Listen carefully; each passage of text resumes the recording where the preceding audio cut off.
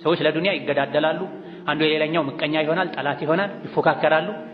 ዱንያ ላይ ካሉ ነገሮች ሁሉ ለታጋሾች ከሚሰጡ ከሶስት ነገሮች አንዱ ይበልጣል። ወበሽር ሷቢሪን ታጋሾችን አበስራቸው፣ የተኞቹን ሙሲባ ሲደርስባቸው ትዕግስትም ያደርጉ እኔ ዘንድ የነበረ ነገር ሁሉም የአላህ ነን፣ አላህ አመጣ አላህ ወሰደ ብለው ሚጽናኑ አበስራቸው። በምን ኡላኢከ ዐለይሂም ሰለዋቱም ሚን ረቢሂም ወረሕማ ወኡላኢከ ሁሙል ሙህተዱን ብሏል። ሶስቱ ሽልማቶች እነዚህ ናቸው።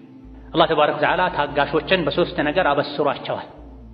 ከሶስቱ አንዱ ብቻ ዱንያ ላይ ካሉ ጸጋዎች ሁሉ ሚሻልና ሚልቅ ነው። ሚሰገደው፣ ሚጾመው፣ ሶደቃ ሚሰጠው፣ ሐጅ ዑምራ ሚደረገው፣ ዝምድና ሚቀጠለው፣ ወንጀል ሚተወው የአላህ ውዴታ ተፈልጎ ነው። ታዲያ መከራ ሙሲባ ህይወት ላይ የተፈራርቀው ትዕግስት ከተደረገ የአላህ ውዴታ የሚገኝ ከሆነ ከሰብር ጋር በላ ቢመጣ የሙእምን ደስታ ይሆናል ማለት። ደጋግ ቀደምቶች በህይወታቸው ለወራት ምንም አይነት እንቅፋት ችግር ካልገጠማቸው ይፈሩ ነበር። ጌታዬ ሆይ ምን አጥፍቼ ነው አልፈተንከኝም ለምንድን ነው ይሉ ነበር ተብሏል። ፈተና ከሰብር ጋር ከሆነ የአላህን ውዴታ ስለሚያመጣ ነው። ታጋሾች በአንደኛ ደረጃ አላህ ያወድሳቸዋል። ከተከበሩ ከሰማይ መላእክት ጋር ስለነሱ ጀብድ ትልቅነት አላህ ተባረከ ወተዓላ ይናገራል። ሰማይ ላይ ይወሳሉ።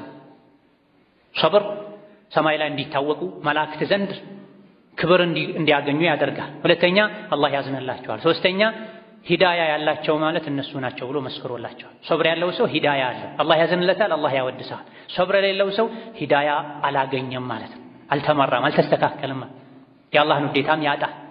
በችግር ጊዜ ሰብር አድርጉ፣ ሶላት ስገዱ፣ ተጽናኑ፣ ለዲን ለዱንያችሁ የሚበጃችሁ ይህ ነው ብሏል። የዲንም የዱንያ ሙሲባ ሲመጣ ሙሲባውን በሰብር እንድንቋቋመው አላህ ሲመክረን ወስተዒኑ ቢሶብሪ ወሶላህ ወኢነሃ ለከቢረቱን ኢላ ዐለል ኻሺዒን ብሏል።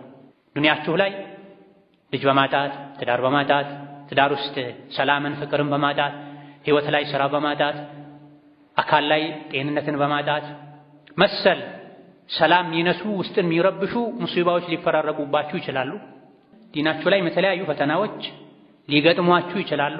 ለሁሉም ወስተዒኑ ቢሶብሪ ወሶላህ ከችግር ለመውጣት የሸይጣንን ምክር አትስሙ። ከመከራው ለመውጣት አንድ በሰብር ታገዙ፣ ሰብር ያግዛችኋል፣ ሰብር አድርጉ። ሁለተኛ ሶላት አብዛ።